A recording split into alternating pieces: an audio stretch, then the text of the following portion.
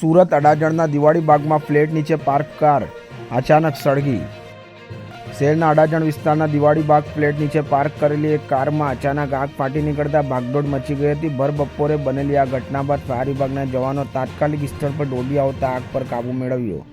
એટલું જ નહીં પણ સ્થાનિક લોકોએ રાહતનો શ્વાસ લીધો હતો। જો કે પાર્ક કરેલી મારુતિ વાનમાં આગ કેવી રીતે લાગી એ જાણી શકાયું નથી, પરંતુ આગમાં આખી કાર બળીને ખાખ થઈ ગઈ। સ્થાનિક રહીશ વૈશાલીબેને જણાવ્યું હતું કે કાર માલિક ભરતભાઈ હરજીભાઈ ઠક્કર અમારા પાડોશી છે। પાર્કિંગમાં કાર બહાર કાઢતા હતા ત્યારે કાર નીચે આગ દેખાતા એપાર્ટમેન્ટના રહેવાસીએ ભરતભાઈનું ધ્યાન દોર્યું હતું। જોત જોતામાં કાર ભડભડ સળગવા લાગી હતી।